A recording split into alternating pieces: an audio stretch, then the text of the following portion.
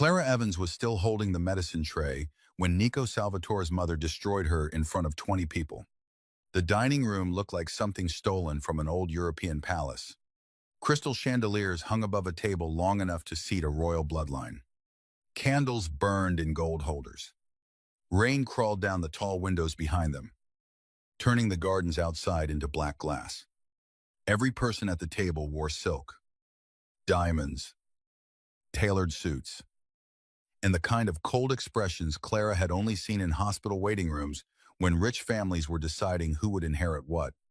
She stood near the wall in her simple navy nurse's dress, her brown hair pinned back, her shoes still damp from the storm outside. She had come downstairs only to remind Mrs. Salvatore to take her heart medication. She had not expected to become the evening's entertainment. Serafina Salvatore sat at the head of the table like a queen who had survived too many wars to fear God. She was beautiful in a severe, fading way, with silver hair swept into a perfect knot and diamonds at her throat. Illness had thinned her face, but it had not softened her eyes. Across from her sat Isabella Caruso, Nico's fiancée. Isabella looked carved out of money.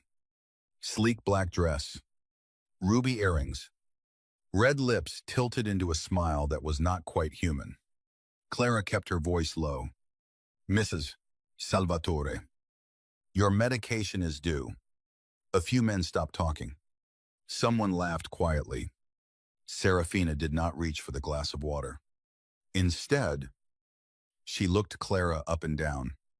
Do you always interrupt private family dinners? She asked. Or only when you forget your place? Clara felt heat rise in her face. But she held the tray steady. Your doctor asked that this be taken at 8. How charming. Serafina leaned back. A plain little nurse who thinks a prescription gives her authority. Isabella's smile widened. Clara swallowed. I can leave it here. No, Serafina said sharply. You can stand there and listen. Since you seem so eager to be included. The room went quiet. Clara should have turned around. She should have placed the medication down, walked back upstairs, and reminded herself that private nursing paid better than hospital shifts, that her rent was late, that her younger brother still needed help with his tuition. That pride did not keep the lights on, but her feet would not move. Serafina's gazes slid toward Isabella, then back to Clara. You see, Miss Evans, some women mistake proximity for importance. They enter a house like this, touch expensive sheets, pour medicine into crystal glasses, hear men speaking in low voices, and begin to imagine they belong. Clara's fingers tightened around the tray. Isabella gave a soft laugh. It happens all the time. Staff gets confused. Serafina lifted her chin. But you are not family. You are not a guest. You are not a woman a man like my son would ever look at twice. The words struck harder than Clara expected. Not because she believed Nico Salvatore would look at her. He was a name whispered in hospitals, police stations, courtrooms, and restaurants where men lowered their voices when he entered. She had seen him only 3 times since accepting the private nursing position in his Hudson Valley mansion. The first time, he had come home after midnight with blood on one cuff and a bullet graze across his ribs, refusing anesthesia while Clara stitched him because pain keeps a man honest. The second time, he had stood outside his mother's bedroom and watched Clara argue with a senior doctor twice her age until the doctor admitted the dosage was wrong. The third time, he had caught Clara in the library at dawn, crying quietly over a phone call from her landlord. He had not comforted her. He had only placed a black coffee beside her and said, "Crying makes enemies curious. Don't give them the satisfaction." Then he had walked away. No, Clara did not imagine Nico Salvatore cared about her. But being told she was invisible in a room full of people still hurt. Serafina's voice grew colder. You are too plain for our family. Too soft. Too ordinary. This world would swallow you before breakfast. A fork touched porcelain somewhere down the table. Isabella tilted her head, eyes sparkling. Poor thing. She looks like she might cry. Clara forced herself to breathe. I'm not crying, she said. That made the room still. Serafina's eyes sharpened. Excuse me, Clara lowered the tray to the sideboard with careful hands. I said I'm not crying. I came here to give you medication that may keep you alive through the night. You can insult my clothes, my voice, or my place in this house. But you will take this pill. Because unlike everyone smiling at this table, I am not here waiting for you to die. The silence became dangerous. One of the older men at the table stopped breathing for a second. Isabella's smile disappeared. Serafina's face went pale with fury. Then the dining room doors opened. Nico Salvatore walked in. He wore a black suit soaked at the shoulders from rain. His dark hair damp, his jaw shadowed, and a thin cut split across one knuckle. Two bodyguards entered behind him and stopped near the wall. The storm outside flashed white through the windows. And for one breath, Clara saw him clearly. Not handsome in a safe way. Handsome, like a locked door in a burning building. His eyes moved once around the room. They passed over the men, over the wine, over his mother's rigid face, over Isabella waiting beside the empty chair saved for him. Then they landed on Clara. No one spoke. Nico removed his wet gloves finger by finger. What did I miss? He asked softly. Isabella recovered first. Nothing worth discussing. Darling, your mother was only reminding Miss Evans that family dinners are private. Nico did not look at Isabella. His mother said, Your nurse forgot herself. No, Nico said. My nurse appears to be the only person in this room who remembered why she was hired. The room froze. Clara's pulse kicked. Serafina's mouth tightened. Nico. He walked forward. Isabella shifted, expecting him to come to her. She placed one elegant hand on the chair beside her. A silent claim in front of everyone. Nico walked past her. Not around her. Past her. He stopped beside Clara at the far end of the table. Then he pulled out the chair next to her. The sound of wood scraping against marble echoed like a gun being cocked. Sit, he said. Clara stared at him. Mr. Salvatore Nico. He corrected. His voice calm enough to frighten everyone but her. I'm working. You reshaking. I'm angry. His eyes flickered. Not amusement. Not softness. Something darker. Interest. Then sit before you drop the tray and give my cousins a story they'll repeat badly. Against every instinct. Clara sat. Nico sat beside her. At the family table, before his fiancée, before his mother, before men who had killed for less disrespect, he reached for the glass of water, took the pill from the small paper cup, and placed both in front of his mother. Take it, he said. Serafina stared at him as if he had slapped her. You would embarrass your fiancé for a nurse, Nico leaned back. One arm resting behind Clara's chair, not touching her. Almost. I did not embarrass Isabella, he said. She managed that alone by laughing. Isabella's face flushed. Clara felt the entire table looking at her. And, for the first time since arriving in the Salvatore mansion, she understood something terrifying. Nico had not rescued her because he was kind. He had chosen her because choosing her cost someone else power. And now, every person in that room wanted to know why. So did Clara. The answer began 3 nights earlier. When she first saw Nico bleed, Clara had been hired through a private medical agency that never used last names over the phone. The offer was strange. 3 weeks of live-in care. Double pay. No photos. No questions about visitors. No posting anything online. The patient was an elderly woman recovering from a cardiac event. Clara almost refused. Then her landlord taped a final notice to her apartment door.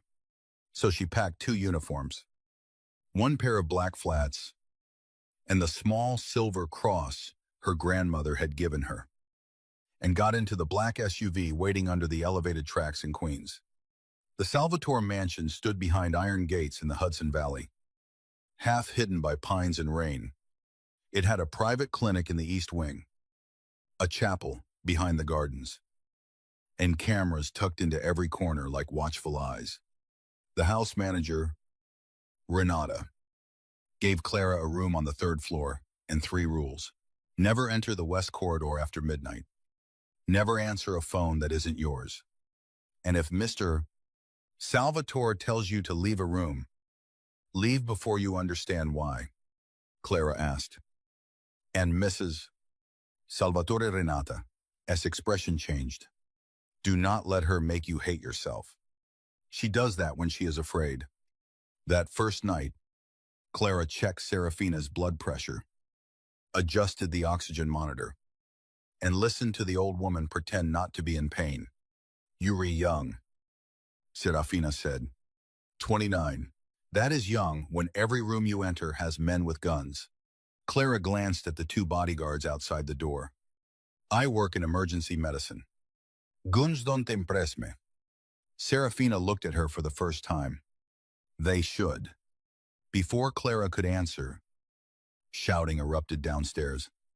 A door slammed.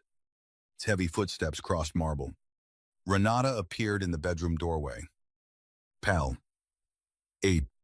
Miss Evans. Bring your kit. Clara followed her down the West Corridor after midnight. Breaking rule number 1 before the first day ended. Nico Salvatore was sitting shirtless in the library, surrounded by 3 men with guns and 1 doctor who looked too scared to touch him. Blood ran down Nico's side, dark against his skin.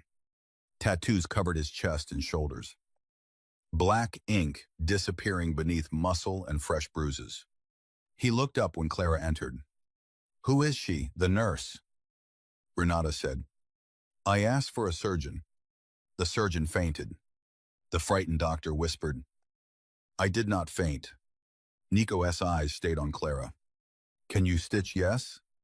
Have you stitched a bullet graze? Yes. Have you stitched one? While men argued about killing each other, Clara opened her kit. No. But I've stitched a drunk groom while his bride threw shoes at him. So, I am flexible. For the first time, one of Nico's men almost smiled. Nico did not. He watched Clara wash her hands, watched her put on gloves, watched her kneel in front of him without lowering her eyes. When she cleaned the wound, his jaw tightened, but he made no sound. You're not afraid, he said. I'm busy. That isn't an answer. It's the only one you're getting until you stop bleeding on a Persian rug. His gaze changed then. Not warm. Never warm. But sharpened. As if she had become a problem worth remembering. When Clara finished, he caught her wrist before she could stand. Every gun in the room seemed to become part of the silence. His fingers were hot around her pulse. You saw nothing tonight, he said.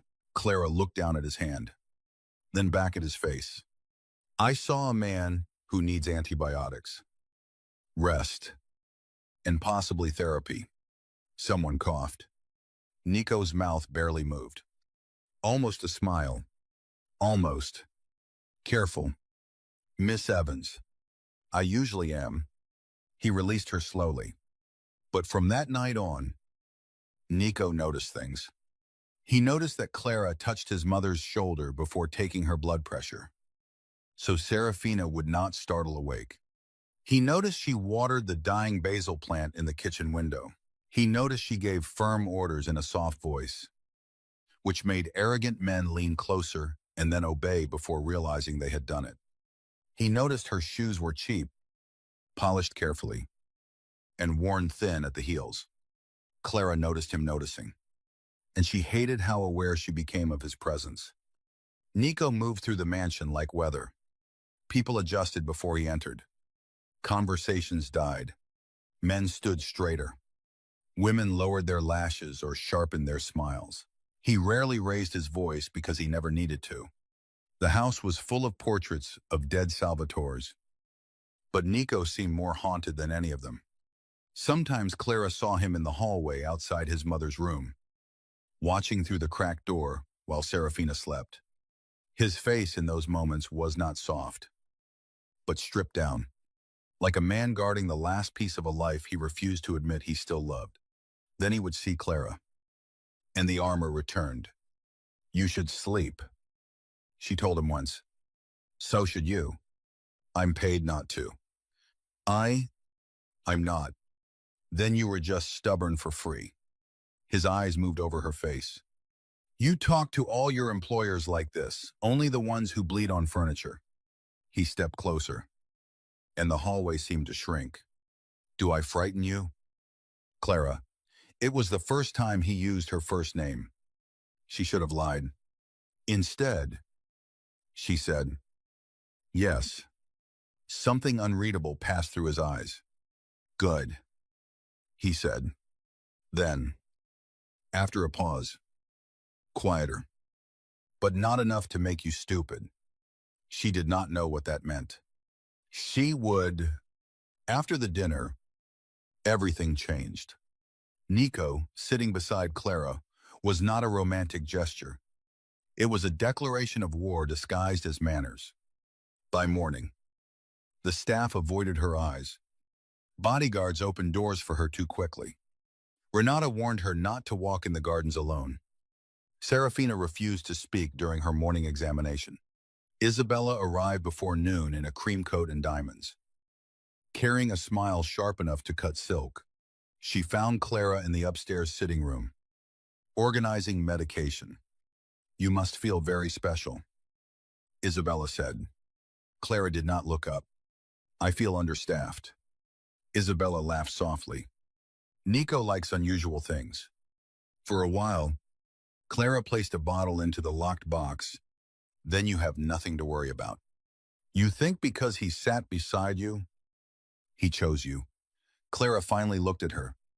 "No, I think because he sat beside me, you were angry enough to have this conversation with the nurse." Isabella's smile thinned. "You don't understand men like Nico. I understand vital signs. His are stable. Yours seem elevated." Isabella stepped close enough for Clara to smell her perfume. "Listen carefully. You are a distraction. A bruise on an otherwise beautiful arrangement. Nico and I will marry because families like ours don't ask permission from feelings. He may stare at you for a week. He may even touch your hand if you look wounded enough. But he will never ruin an empire over a woman who buys her dresses off a clearance rack." Clara's stomach twisted, but she kept her face still. Before she could answer, Nico's voice came from the doorway. "You spend a lot of time studying her clothes." Isabella turned. Instantly graceful. "Nico."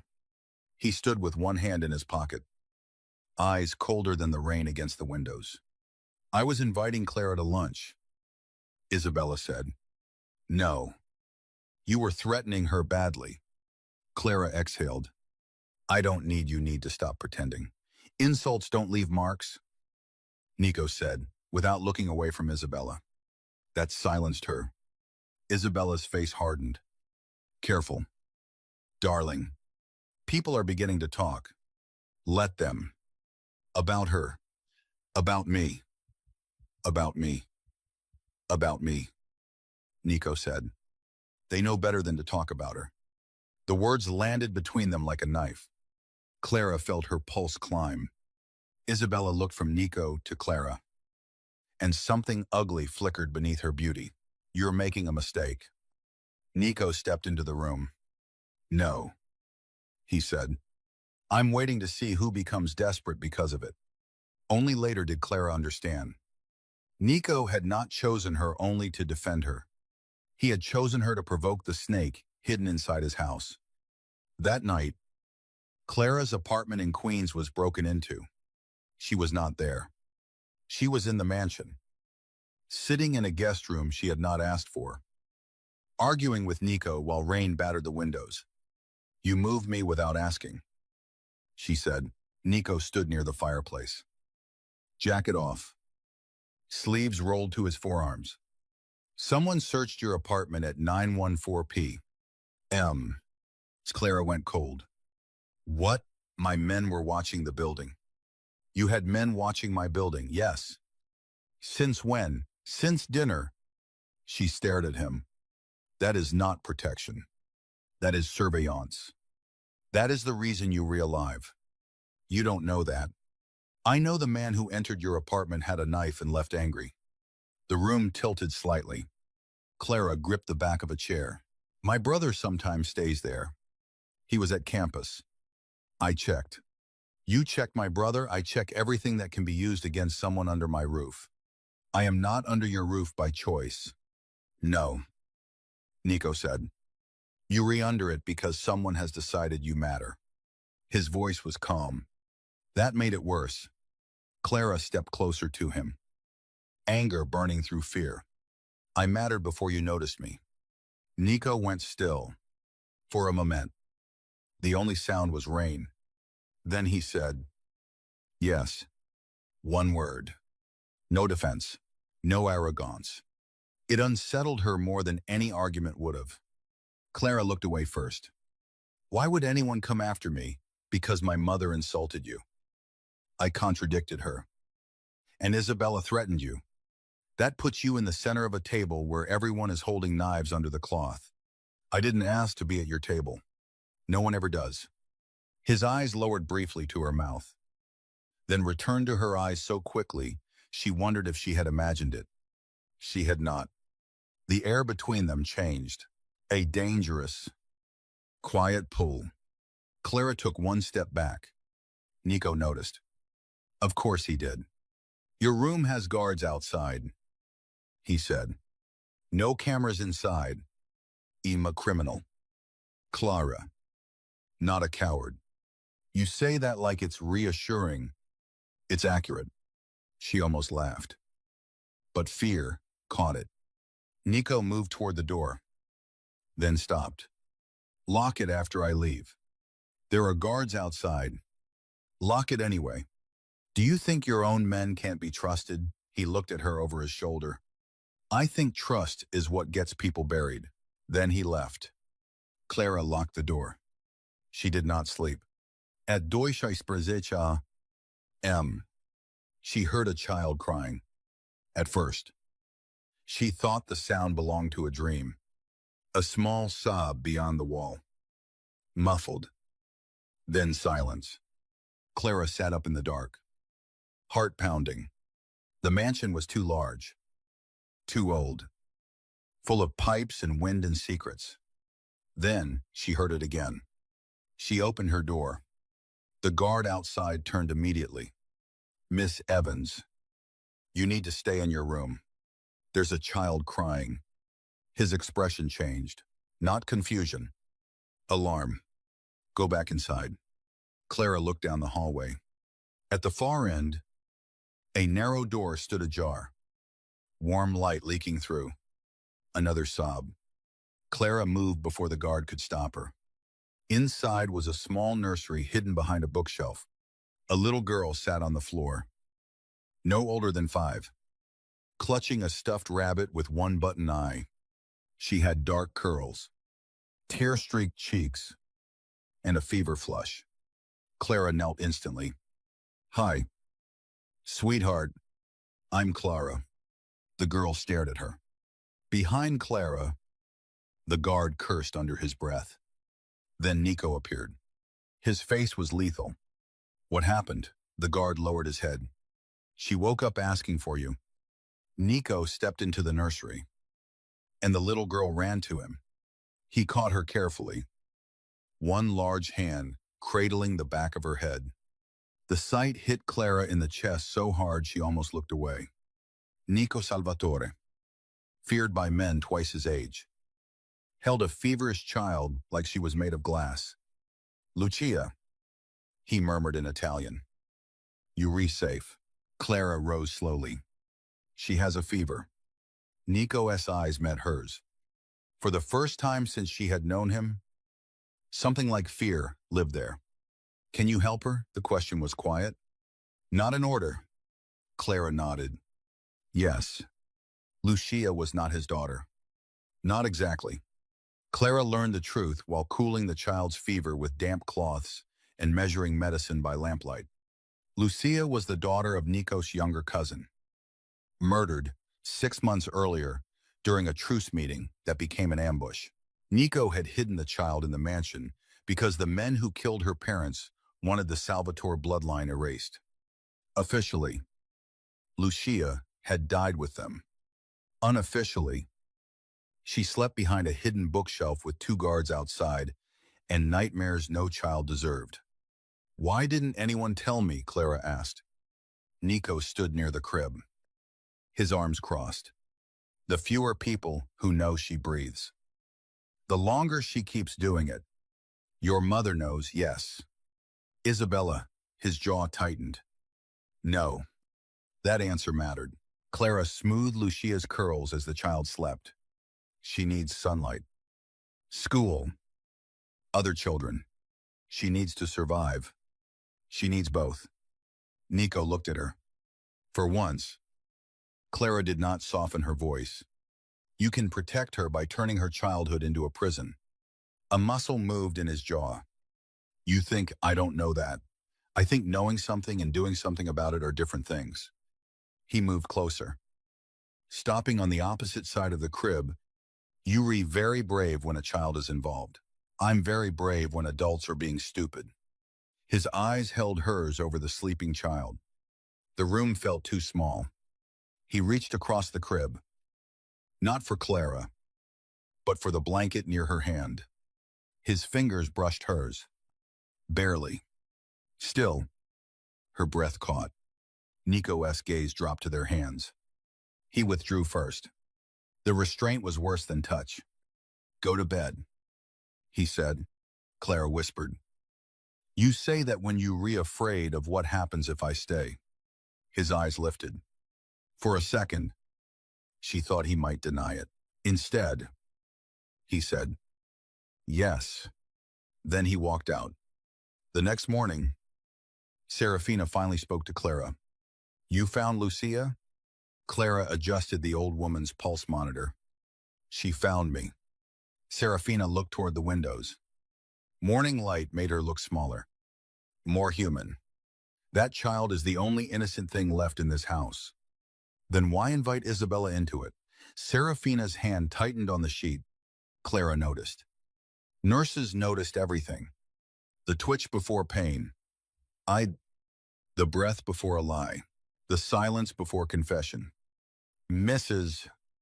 Salvatore, do not ask questions you cannot survive." "I already work here."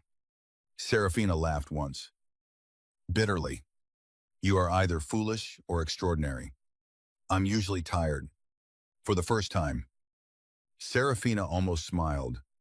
Then her face collapsed with sudden pain. Clara moved quickly. Heart rate rising. Skin clammy. Pupils uneven. "This isn't right," Clara said. She checked the medication box. The seal on the cardiac vial was wrong. Not broken.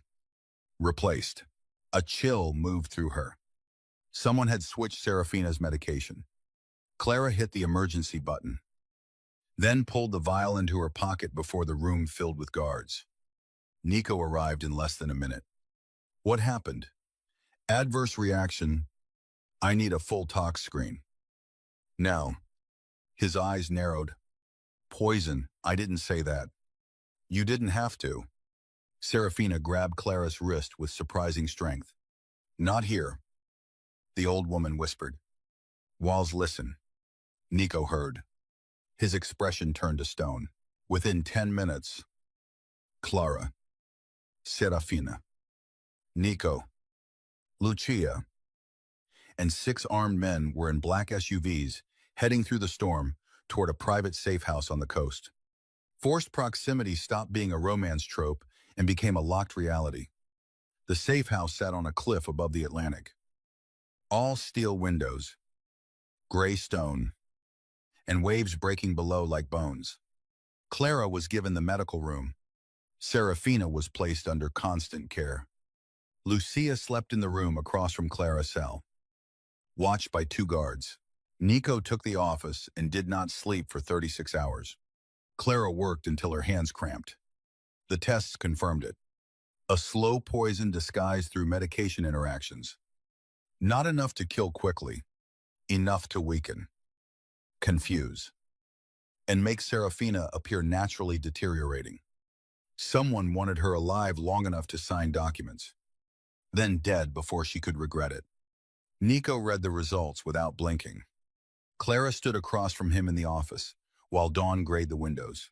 "Who benefits?" she asked. "My fiancé." The words sounded dead in his mouth. "You knew I suspected. And you brought me into your house anyway," his eyes lifted. "I brought you in because every nurse before you was bought, frightened, or careless." Clara stared at him. "So I was a test. You were a risk. That's not better." "No," he said. "It isn't." Her hurt surprised her with its force. She had known better than to romanticize him. Known better than to mistake attention for tenderness. Still, some foolish part of her had believed the moments between them were untouched by strategy. The coffee in the library, the warning in the hall, the way he watched her with Lucia. A risk. That was all. Clara turned to leave. Nico's voice stopped her. "I chose you at dinner because my mother was cruel." She did not turn around. "And because Isabella hated it," Clara said. "Yes. At least he did not lie." Clara gripped the doorknob. "Thank you for your honesty, Mr. Salvatore." His silence sharpened. She had not called him that since the dinner. "Clara."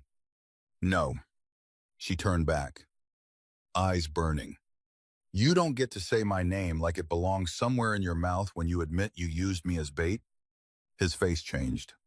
"Just slightly. Enough. I will protect you.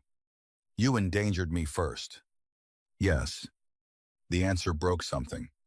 Not because it was cruel, because it was true. Clara left him standing in the gray light, powerful and alone. For 2 days, she spoke to him only about medical care. Nico did not apologize again. Men like him did not know how to kneel with words. Instead, he made sure Clara's brother was moved to a safer dorm under an anonymous scholarship. He had her apartment repaired, her rent paid 6 months ahead, and her broken front door replaced with steel. Clara found out and stormed into his office. "You paid my rent," Nico looked up from a stack of documents. "Yes. You had no right. I had every ability." "That is not the same thing." "No.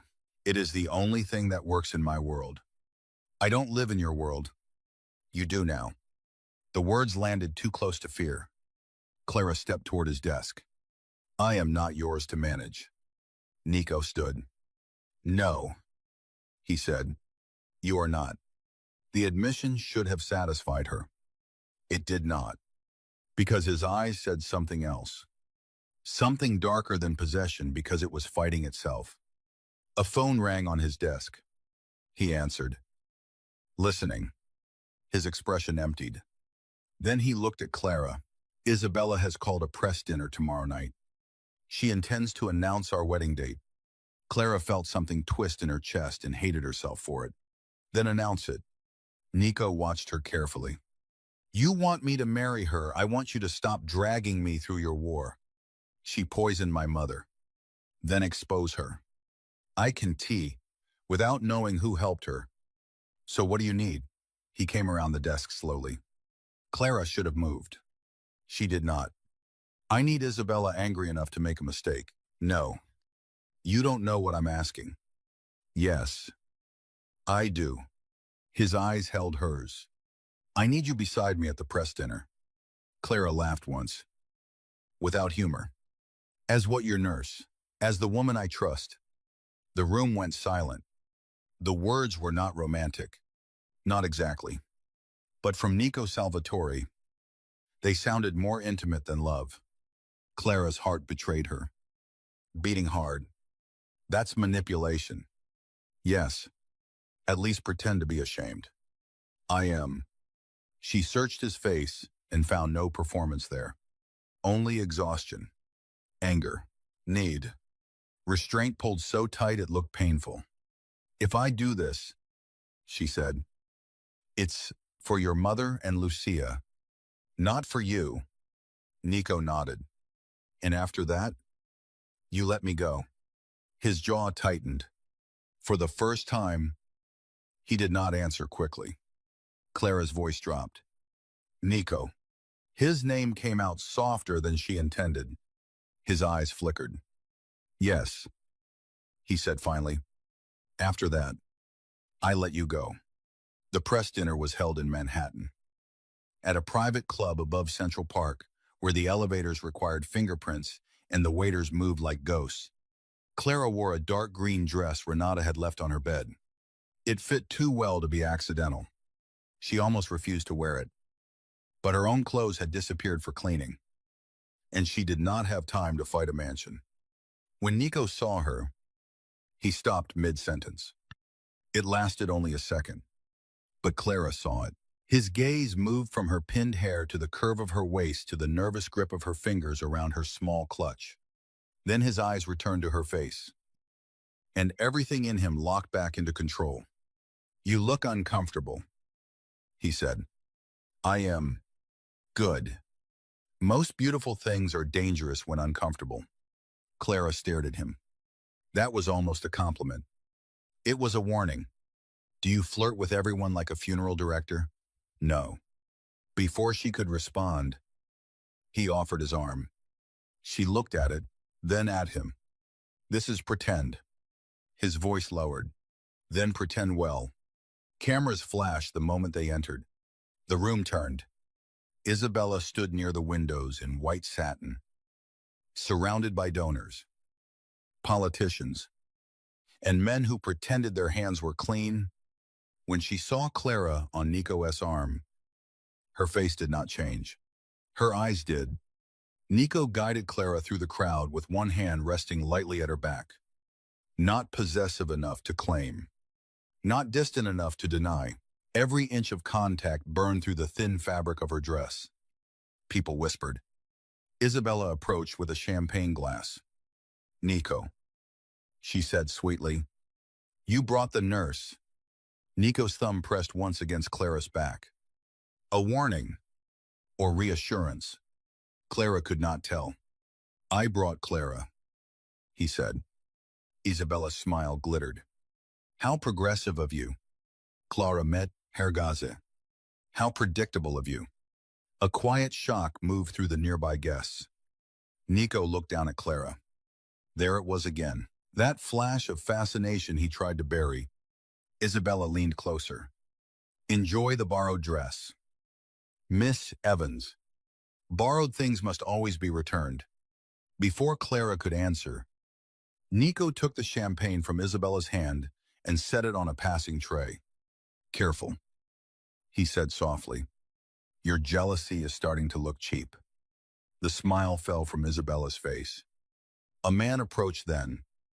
Tall, blond, polished, with the cruel ease of old money. Lorenzo Greco. Clara knew his name from whispers around the mansion. A rival broker. A man who profited from wars he never fought himself. He kissed Isabella's cheek a little too close to her mouth. Nico saw. So did Clara. Lorenzo's eyes moved to Clara. This must be the famous nurse. Famous, Clara asked. In certain circles. Nico's hand stilled at her back. Lorenzo smiled. They say Nico chose you over his bride at dinner. Dangerous thing. Being chosen by a Salvatore. Women tend to mistake it for safety. Clara's blood cooled. Nico stepped forward. But Clara touched his sleeve. Just enough to stop him. The room seemed to notice. So did Nico. Clara looked at Lorenzo, and men tend to mistake cruelty for intelligence. But here we are. For one breath, Lorenzo's smile disappeared. Then cameras flashed again. Nico leaned close to Clara's ear. You keep surprising men who deserve worse. Her skin warmed. Don't sound proud, she whispered. I'm trying not to. The evening shattered at 10:43 p.m. A waiter dropped a tray. A woman screamed. A red dot appeared on Clara's chest. Nico moved before Clara understood. He slammed her behind a marble column as glass exploded from the window. Gunfire cracked through the room. Guests dove under tables. Bodyguards drew weapons. Chandeliers trembled above them. Nico covered Clara with his body. One arm braced beside her head, his face inches from hers. Are you hit? She shook her head. Breath gone. His hand moved over her shoulder, her waist, checking for blood with controlled urgency. Clara, answer me. I'm not hit. His eyes closed for half a second. Relief. Real enough to hurt. Another shot tore into the column. Nico turned. Fired twice without looking afraid. Then dragged Clara toward the service corridor. Behind them, Isabella was screaming Nico's name. He did not go to her. He kept Clara pressed against his side and moved like the building belonged to him. Like danger was just another language. He spoke better than everyone else. In the kitchen hallway, Clara stumbled. Nico caught her, his hand closing around her hip. For one suspended second. They were too close. Smoke in the air. Sirens below. His breath against her cheek. Her fingers gripping his shirt. Why didn't you go to Isabella? Clara whispered. His eyes burned into hers.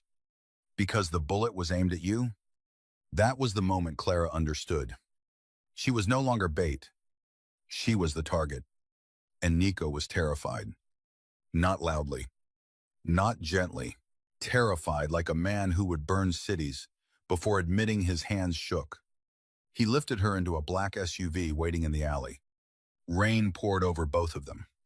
His men surrounded the vehicle with weapons drawn. Cameras flashed from the street beyond. By midnight, the entire city had seen the image.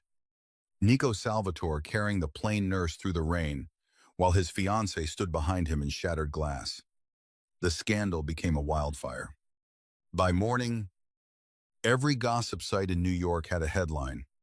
Mafia heir chooses nurse over bride during assassination attempt.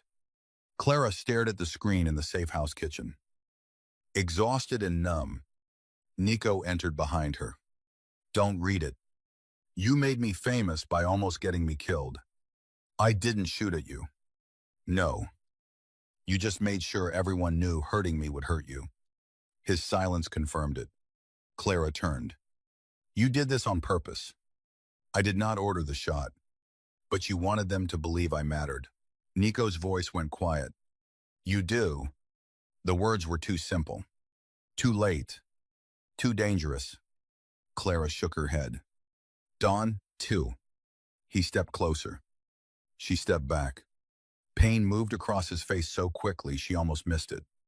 I am trying, he said, to stay away from you.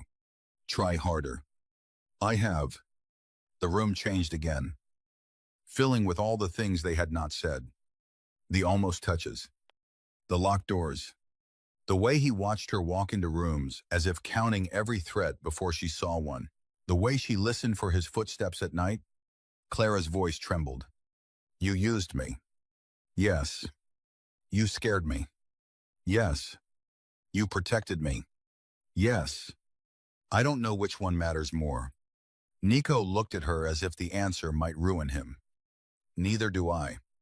Renata interrupted, before either of them could move. Mr. Salvatore. Mrs. Salvatore is awake. She wants Miss Evans. Serafina looked smaller in the medical bed. Oxygen at her nose. Stormlight on her silver hair. Clara, sat beside her. For a long moment, the old woman only watched her. Then she said, "I owe you an apology." Clara did not answer. Serafina's eyes filled, though no tears fell. Pride held them back like prison bars. "I called you too plain for our family because I wanted you to hate us enough to leave." Clara stilled. Nico's father loved a woman this family considered plain. Serafina continued. A school teacher. Quiet. Good. He kept her hidden for 2 years because he believed he could protect both his empire and her heart. Her voice weakened. He failed at both. She was murdered in a car meant for him. Nico stood in the doorway, his face unreadable. Serafina looked at her son, then back at Clara. When I saw him look at you, I saw his father making the same mistake. I thought cruelty might save you. Clara's throat tightened. That doesn't excuse it. No, Serafina said. It condemns me. For the first time, Clara saw the mother beneath the matriarch. Not kind, not innocent, but afraid. Serafina reached beneath her pillow with trembling fingers and pulled out a small key. Isabella has been asking me to sign the inheritance transfer for weeks. If Nico marries her before my death, the Caruso family gains voting power in 3 Salvatore companies. I refused. Then I became ill. Clara took the key. What does this open? Serafina's gaze moved to Nico. The chapel vault. Nico went still. Serafina whispered. Your father kept records there. Alliance. Blood debts. The name of the person inside this family who let the Grecos murder Lucia's parents. The room went silent. Lucia's parents. The ambush. The poison. The engagement. All of it connected. Nico took one step inside. Serafina closed her eyes. I was too afraid to know. That night, Clara and Nico entered the abandoned chapel behind the mansion. Rain tapped against stained glass. Candles had not been lit there in years. Dust covered the pews.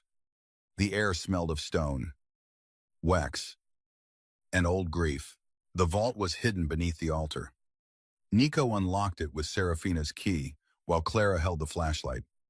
Inside were ledgers, photographs, sealed envelopes, and one small velvet box. Nico reached for the envelope marked with his father's handwriting. Before he could open it, Clara saw something move in the shadows. Nico. The first shot hit the stone behind him. Nico shoved Clara down behind the altar. Men poured into the chapel from the side doors. Not his men. Greco men. The chapel erupted. Gunfire cracked through sacred silence. Stained glass shattered in blue and red shards. Nico fired back with cold precision. But there were too many of them. Clara crawled toward the fallen envelope. Hard hammering, while bullets tore through wood above her. A hand grabbed her hair. She cried out. Nico turned. That second cost him. A man struck him from behind, and Nico dropped to one knee. Clara was dragged backward into the aisle. Lorenzo Greco stepped from the darkness, holding a gun like it bored him. Touching, he said. The devil and his nurse. Praying at last. Nico rose slowly. Blood at his temple. His eyes were not human. Let her go. Lorenzo smiled. You keep saying that about things you have no power to release. Clara fought the man holding her. His grip tightened. Lorenzo lifted the envelope from the floor. Your father was sentimental. He documented betrayal as if truth matters when everyone with a gun lies. Nico's voice was deadly calm. You killed my cousin. No. Isabella gave us the route. Someone closer opened the gate. The chapel doors opened again. Isabella entered in a white coat, untouched by rain. Behind her stood one of Nico's oldest captains, Marco Bellini, Nico's godfather, in everything but blood.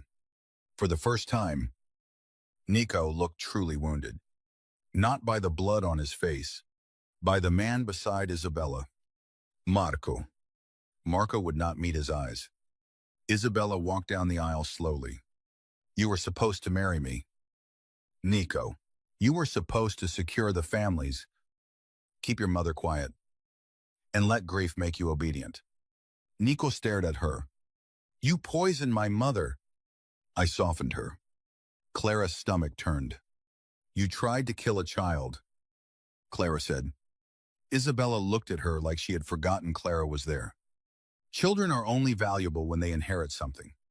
Nico moved. Lorenzo pressed the gun to Clara's head. Another step, he said. And she dies plain. The word hit the air. Plain. Too plain for our family. Too ordinary. Too soft. Clara felt fear rise. Cold and sharp. Then she saw Nico's face. He was looking at her as if the whole world had narrowed down to the space between her breath and the trigger. He lowered his gun. Every man in the chapel seemed to exhale. Nico, Clara whispered. His eyes stayed on hers. I told you, he said quietly. I would protect you. Lorenzo laughed. By surrendering, Nico's gaze did not move. By choosing. He dropped his gun. Isabella smiled. Clara understood too late. Nico had chosen her again. Not as bait. Not as strategy. As weakness. As truth. As the one thing they could use to bring him to his knees. Lorenzo ordered his men forward. Then Lucia's small voice came from the balcony above. Uncle Nico. Everyone looked up. The child stood beside Renata. Terrified. Clutching her rabbit. It was only a second. But 1 second was enough. Clara drove her heel into the foot of the man holding her. Twisted free. And slammed her elbow into his throat. Nico moved at the same instant. His hidden blade flashed from his sleeve. Marco reached for his gun. But Renata fired first from the balcony. Chaos exploded. Nico reached Clara through smoke and screaming. A bullet grazed his shoulder as he pulled her behind him. This time she saw the blood. Nico, fine. You are not fine. He almost smiled. You always argue at terrible moments. Lorenzo tried to run. Nico caught him at the chapel doors and drove him into the stone wall with a force that made dust fall from the ceiling. For a terrible second, Clara saw what Nico was capable of. Not rumor. Not atmosphere. Truth. His hand closed around Lorenzo's throat. Isabella screamed for him to stop. But not from mercy. From fear that Lorenzo would speak. Nico pressed harder. Give me one reason, he said. Lorenzo choked out. The child, Isabella's son. The chapel went still.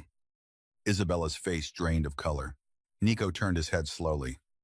What son? Marco closed his eyes. Lorenzo smiled through blood at his mouth. Hers and mine.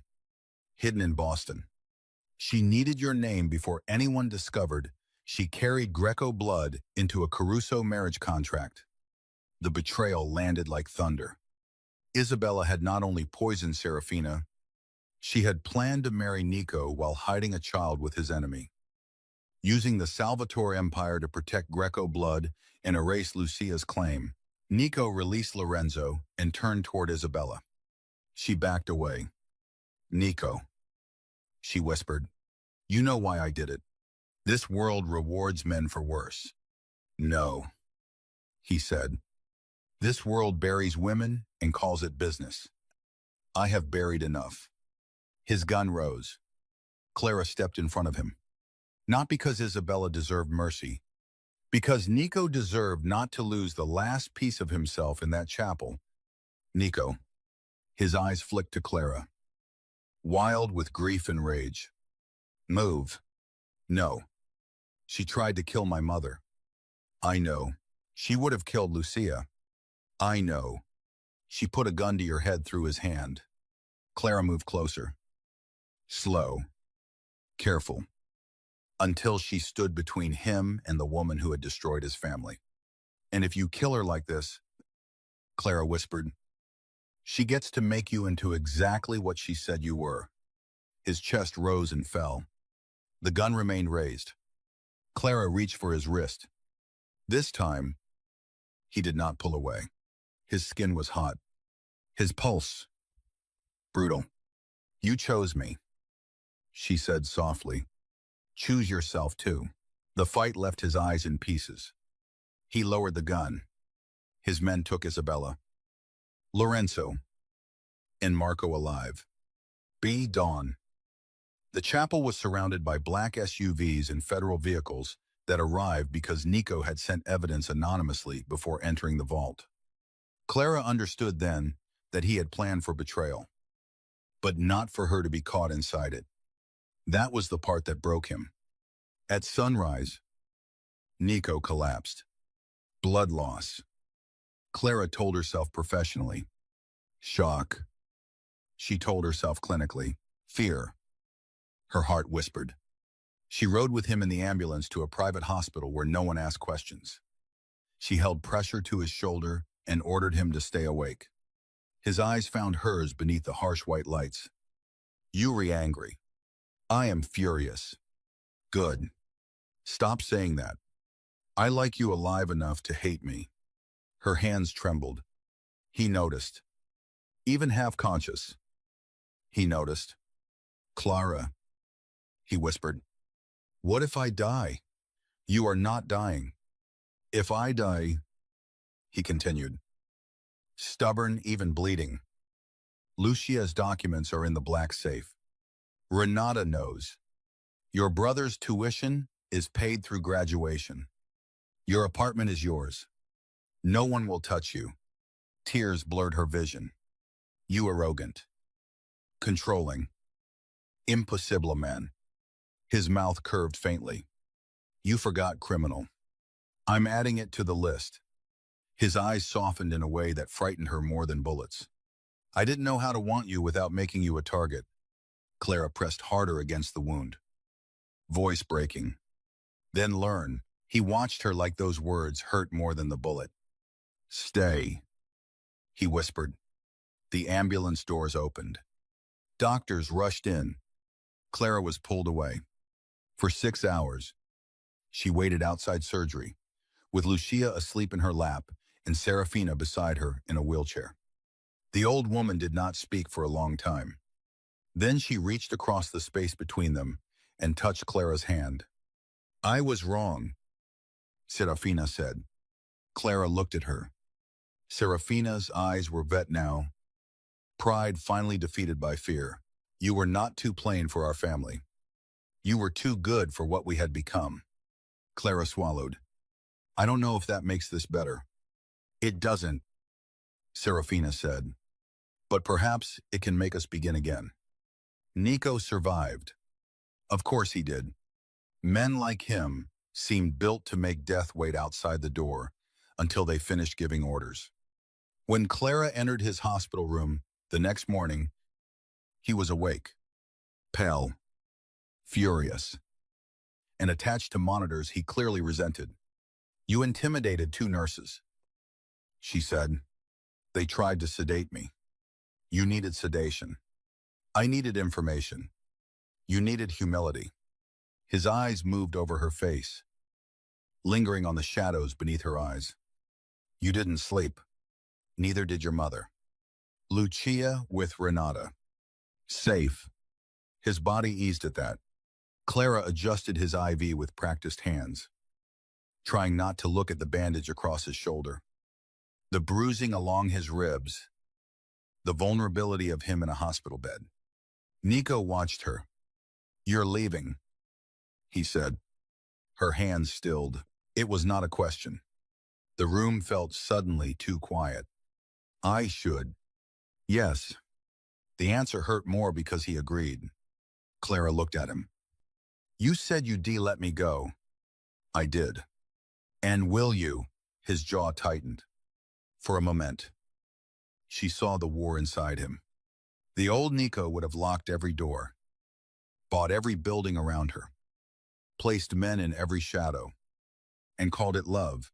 This Nico looked at her like letting her leave might kill him, then said, "Yes." Clara's throat tightened. "Why? Because you mattered before I noticed you?"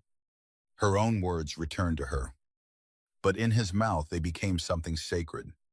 Nico continued, voice rougher now. "Because if I make your world smaller so mine feels safer, I become another man you survive instead of someone you choose." The monitors beeped steadily. Clara looked away before he could see everything breaking open in her face. "And if I don't know what I choose yet, then I wait." She laughed softly. Painfully. "You don't wait. I'm learning." A silence passed between them. Then Nico reached toward her, but stopped before touching her hand. Always restraint. Always almost. This time, Clara closed the distance. She placed her fingers in his. His grip tightened like a confession. Not gentle. Careful. There was a difference. 3 weeks later, the Salvatore mansion held another family dinner. The same chandeliers. The same long table. The same rain sliding down the windows. But this time, Isabella's chair was empty. Marco's seat was empty. Several men who had laughed at Clara were gone, replaced by quieter ones with eyes that understood survival. Serafina sat at the head of the table, thinner but alive. Lucia sat beside her, swinging her feet, her stuffed rabbit tucked under one arm.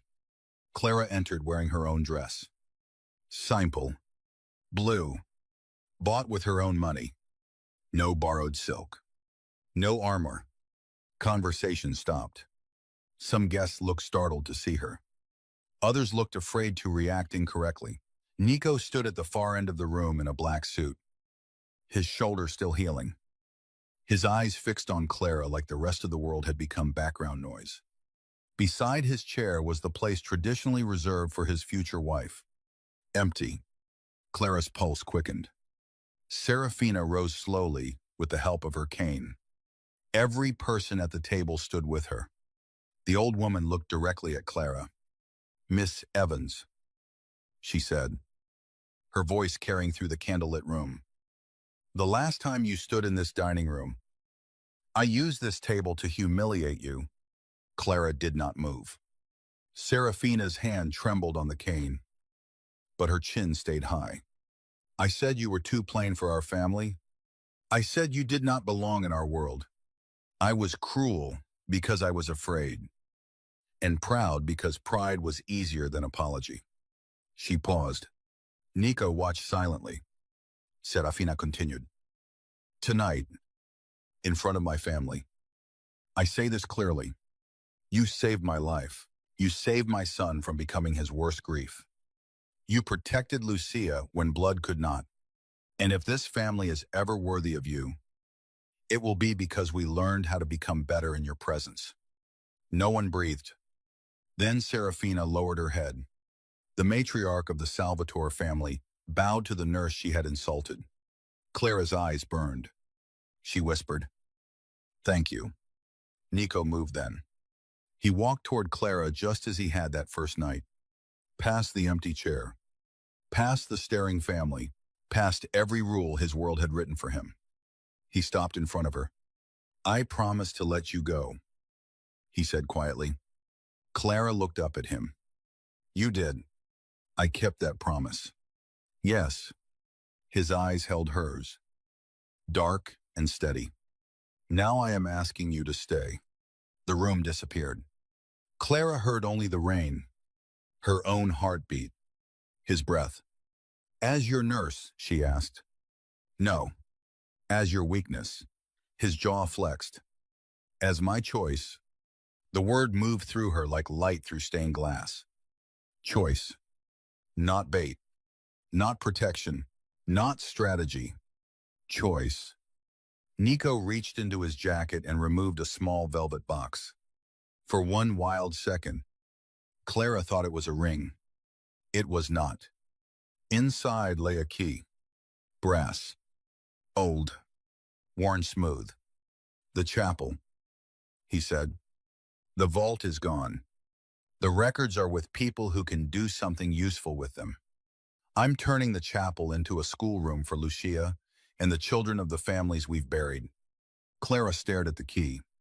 Nico's voice lowered. You told me survival wasn't enough. I listened. Her tears fell then. She hated crying in front of rich people. But somehow, in that room, she no longer felt poor. She felt seen. Nico took one step closer. I will always be dangerous, he said. I won't insult you by pretending otherwise. I have enemies. Blood on my name. Sins I cannot polish into romance. Clara whispered. I know, but I will never again use your heart as bait. I will never make your life smaller and call it protection. And if you choose to walk away tomorrow, I will hate every second of it and still open the door. The honesty broke her more than any perfect promise could have. Clara looked at the key, then at Lucia, watching with hopeful eyes, at Serafina, proud and humbled, at the empty chair where Isabella had once smiled like a knife. Finally, Clara looked at Nico. I'm not playing, she said. His eyes softened. No, he said. You never were. I'm not easy. I noticed. I'm not going to become decoration in your world. I would be disappointed if you did. And if your family insults my shoes again, I am billing you for emotional damages. A sound moved through the room. Almost laughter. Nico's mouth curved. A real smile this time. Small. Rare. Devastating. Send the invoice to me personally. Clara took the key. Then she placed her free hand in his. The family watched as Nico Salvatore, the most feared man in New York, lowered his head and kissed the hand of the ordinary nurse he had chosen first. Not because she belonged to his world, because he wanted to build one worthy of her. Months later, the abandoned chapel no longer smelled of dust and gunfire. Morning sun poured through repaired stained glass. Lucia sat at a small desk, drawing flowers in the margins of her lesson book. Children laughed in the garden outside, guarded from a distance by men who had once only known how to hold weapons. Serafina visited twice a week, pretending not to cry whenever Lucia read aloud. Clara still worked as a nurse, but not because she needed the money. Because healing was the one thing the Salvatore name had never learned how to do properly. Nico would stand outside the chapel sometimes, watching her teach Lucia how to wrap a bandage or pronounce difficult words, his face unreadable to everyone else. But Clara knew him now. She knew the slight shift in his eyes when he was afraid, the silence when he was overwhelmed, the way his hand hovered near her back in crowded rooms, still asking permission, even when every instinct in him demanded possession. One evening, rain returned to the mansion. Clara found Nico alone in the chapel, seated in the back row where shadows softened the sharpness of him. You were hiding, she said. I own the house. That wasn't a denial. He looked at her, and the years of violence in his face seemed quieter. Clara sat beside him. For a while, neither spoke. Outside, rain tapped the stained glass. Inside, candlelight moved gently over the repaired altar. Nico reached for her hand. This time, he did not stop halfway. Clara let him take it. I chose you first that night, he said. She looked at him. No, you chose against them. His thumb moved over her knuckles. Yes. The honesty made her smile. When did you choose me? Nico stared toward the altar, thinking like the answer mattered. When you told my mother you weren't waiting for her to die, he said. When you held Lucia like the house wasn't full of monsters. When you looked at the worst thing in me and asked me to choose myself too. He turned to her. But I think I loved you in the ambulance. When you were furious and saving my life at the same time. Clara's breath caught. Nico Salvatore did not say love like a poem. He said it like surrender. Clara leaned closer.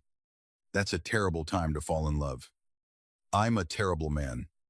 No, she whispered. You re a dangerous man trying not to be cruel. His eyes closed briefly.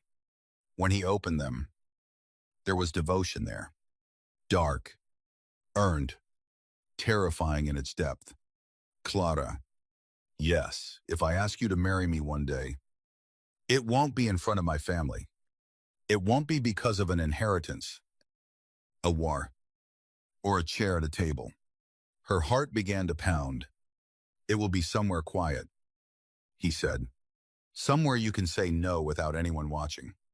Clara smiled through sudden tears. And if I say yes, Nico lifted her hand to his mouth, then I spend the rest of my life proving I deserved it. The chapel doors opened behind them. Lucia peeked inside. Are you two being dramatic again? Clara laughed, wiping her eyes.